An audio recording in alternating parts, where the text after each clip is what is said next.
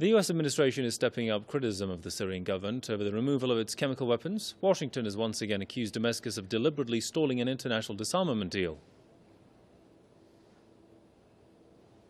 Syria must immediately take the necessary actions to comply with its obligations under the Chemical Weapons Convention and UN Security Council Resolution 2118 and ensure that the removal effort is conducted with regularity rather than after long intervals. We all know the Syrian regime has the capability to move these weapons. We know that because they've been moved multiple times. Carney went on to say that the U.S., with the help of its partners, will keep up the pressure on Syria to accelerate the removal of its chemical weapons. His comments come a day after the U.S. administration accused the Syrian government of dragging its feet in an effort to eliminate its chemical weapons stockpile.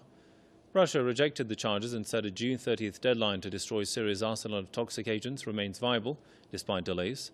The Russian Foreign Ministry says the delays are due to security problems on the road to the port of Latakia and insufficient technical support from the outside world.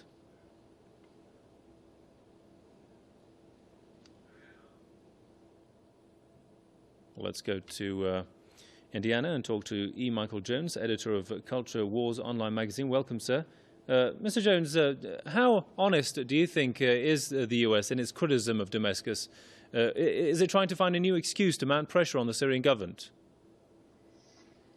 Well, the deadlines have been passed, but the question is, why have the deadlines been passed? And even Chuck Hagel doesn't know the answer to that question, because we're talking about very dangerous material here.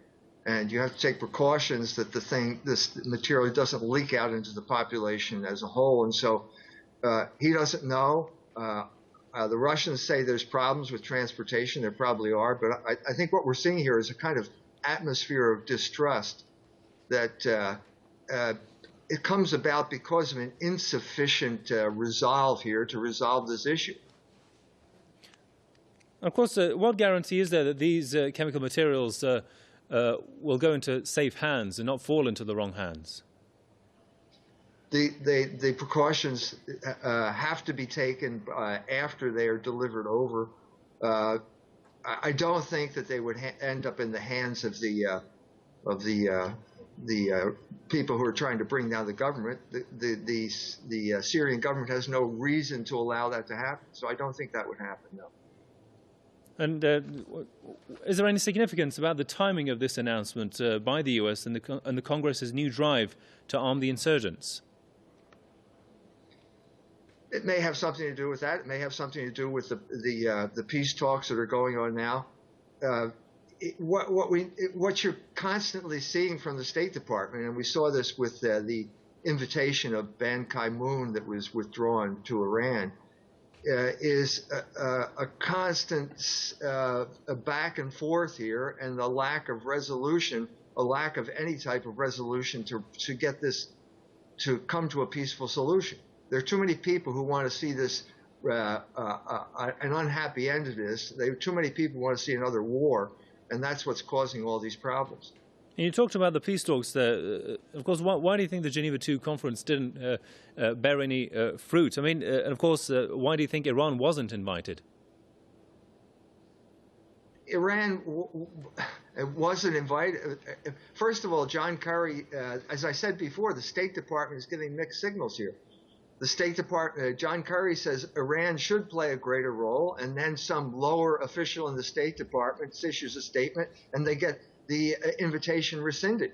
It's this constant back and forth in Washington between two groups of people, who the realists and the dogmatists, who have their base in Congress, who are based on whose policy is based on the demands of the Israel lobby. And so what you see is this kind of paralysis, or one step forward and two steps back. It's the mixed will in Washington that you're seeing here manifested. And what was there that Iran could have offered at the talks if it was invited?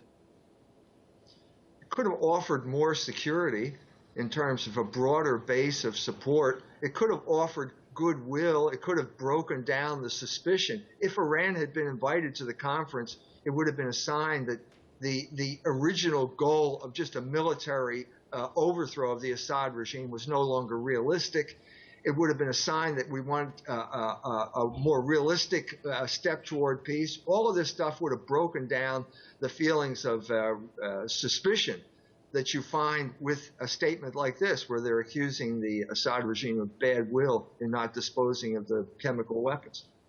Indeed. Well, we'll leave it there for the time. Many thanks to Michael Jones, editor of Culture Wars online magazine from Indiana. Thanks for your time there, sir.